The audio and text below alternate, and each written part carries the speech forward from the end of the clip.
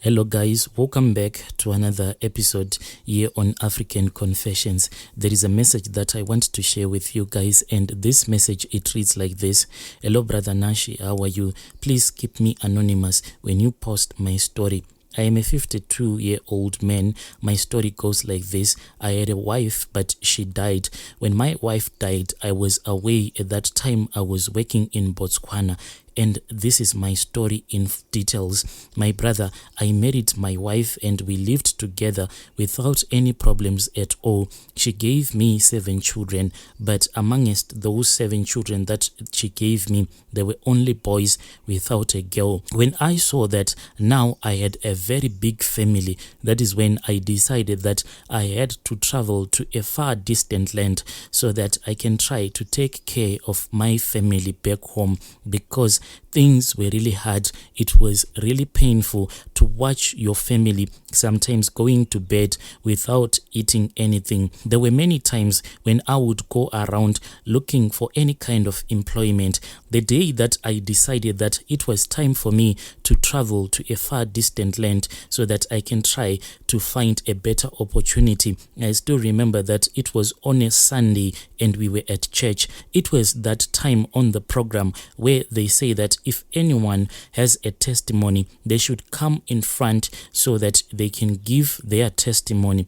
I rose up, and when I was standing in front and I saw that the look that I was given by our pastor, it was not a good look. Since this was a big Sunday, it seemed as if I was not fit to give a testimony because of my poverty. As I was busy praising the Lord because I didn't have any testimony as such, when I was standing in front of the church, I said my testimony is that I want to praise the Lord for the life that He has given me, for the air that I am breathing right now. And as I was busy singing, giving out my testimony, that is when I looked at my pastor, and the way that he was looking at me, it was that look of dismay, of disapproval, as if I was wasting his time.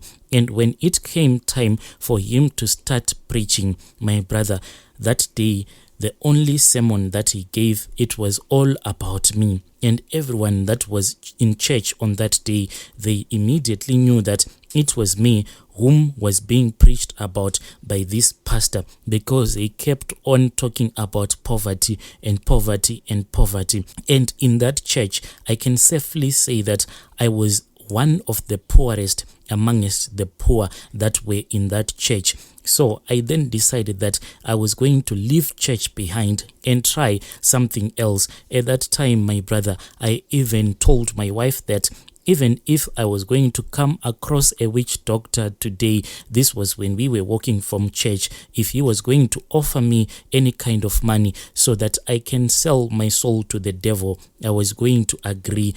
I said that as long as that money will not disappear, so that by the time that I will die, you and the kids, you can have a better life. And my wife, she thought that maybe I was only angry because the pastor had humiliated me in front of the church, but I meant it. Each and every word that was coming out of my mouth, it was nothing but the truth. My wife, when I got married to her, she was a healthy woman, but when we started staying together, my mom was someone who really had a nasty behavior because of my poverty. When I impregnated my wife, then I took my wife and I asked her to go and stay with my mom in the village. And when she was staying in the village with my mom at the time when she was pregnant, that is when she started to have this disease of high blood pressure, because my mom, she kept on insulting my wife until she could not take it anymore.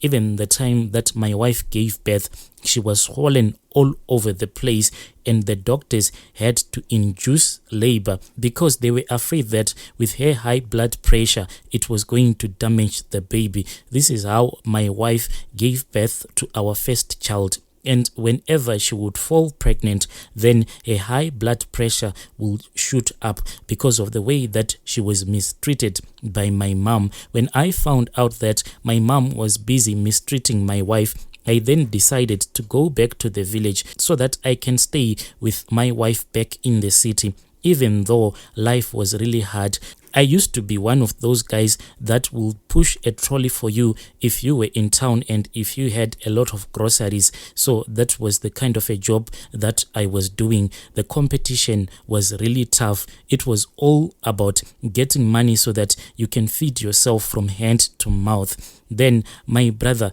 this wife of mine, when I got married to her, that is when she became more open with me. She told me that she had been abused before I had met her. She had been abused by her own biological father. The story, my brother, it is very long, but what she told me is that when she was growing up, since she was the eldest in her family, her mom and her father, they used to take her to the graveyard.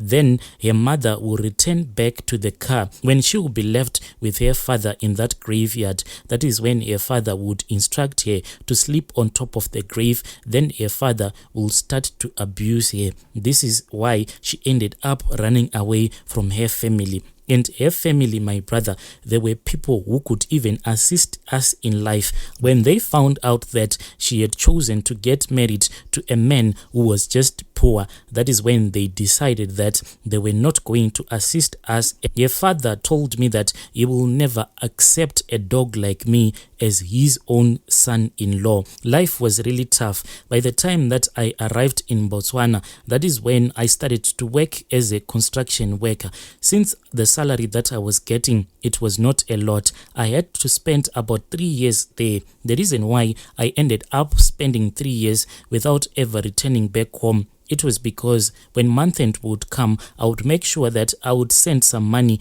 to my kids. Then the remainder of that money, I would pay rent, buy some food and stuff like that. I could not even afford to buy any clothes. Then one day I received a phone call, and when I answered that phone call, it was my father-in-law. When he called me, he told me that he was at that place where I had left my wife back home, at the place where we were renting. He was shouting at me over the phone, and he was saying, "How could you make my daughter to live in a dump yard like this?" And he then shouted at me and he said, "I know that there in Botswana you are now having a lot of women, but my brother, I was not even staying with anyone because I could not even afford to have a girlfriend who was going to fall in love with a man that doesn't even give you a single cent." Unfortunately, soon after my father-in-law had visited my wife, that is when I had the news that suddenly my wife had fallen sick and she had died. This happened when I was still in Botswana. When I returned back home, my father-in-law and I didn't even get along. He started to blame me for his daughter's death. He said that I was the one who had sacrificed her daughter. My wife had to be buried back in our village because her relatives refused to go to the mortuary so that they can take her body. The thing was really difficult because my mom ended up paying a fine of 2 cows so that the chief can allow us to bury my wife in our village. Since he had heard the news that the father of the deceased had refused to attend their funeral, he then told my mom that a fine had to be paid of 2 cows, and my mom, she only had 3 cows. That is when my problems started,